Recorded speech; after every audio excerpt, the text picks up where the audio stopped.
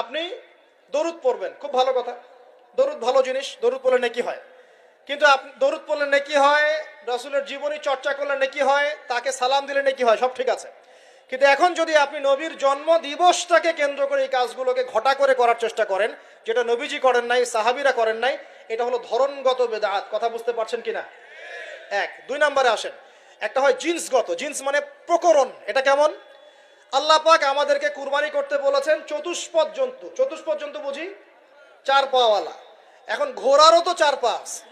এখন যদি আমরা কুরবানি করতে গিয়ে এখন ঘোড়া কুরবানি করা শুরু করি, বলেন কি বুঝলেন? আচ্ছা ঘোড়া বাদ দেন, মুরগি কুরবানি করা শুরু করলেন, মোরগ কুরবানি করা শুরু করলেন, মনে করলেন যে সমস্যা কি, এটাও তো আল্লাহর সৃষ্টি, হালাল তো, মুরগি খাওয়া তো হালাল, মোরগ খাওয়া তো হালাল, তো গরু ছাগল বাদ দিয়ে মুরগি কোরবানি করলাম, কি সমস্যা? করতে পারবেন না, কারণ আল্লাহ পাক চতুষ্পদ জন্তু কুরবানির কথা বলেছেন। এটা যদি করেন জিন্সগত বেদাত হয়ে যাবে।